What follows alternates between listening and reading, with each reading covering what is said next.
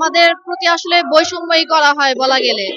এই যে আমাদের আমরা ঢুকি হচ্ছে সহকারী শিক্ষক পদে, আমাদের কর্মজীবন শুরু করি, কিন্তু দেখা যায় যে প্রমোশন হতে হতে সেই সিনিয়র শিক্ষক হই সে অনেক সময় পর দেখা যায় আমাদের রিটায়ারমেন্টের সময় চলে আসে। তখন এই যে রিটায়ারমেন্টের সময় চলে আসে, এই যে আমাদের একটা অপ্রাপ্তি যে আমরা প্রধান শিক্ষকও হতে পারি না, এই যে বিভিন্ন জটিলতা, যার কারণে প্রধান শিক্ষক পদেও আমরা যেতে পারছি না।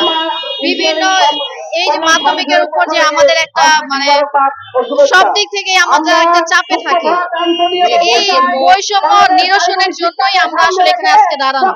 আমাদের যে আমরা একটা 4 স্তরীয় পদসোপান চাই, এন্ট্রি পদটা নবম গ্রেড হবে, সেখান থেকে আস্তে আস্তে আমরা প্রধান শিক্ষক পর্যন্ত যেতে পারবো, বা মাধ্যমিক শিক্ষা অফিসার হিসেবে বা যেখানে আমরা যাই, আমাদের যেখানে যাওয়ার মানে কাগজে কলমে অধিকার আছে আসলে, কিন্তু বাস্তবে তো সেটা রূপান্তর হচ্ছে না। এটাই আমাদের আসলে আসল মানে দাঁড়ানোর জন্য।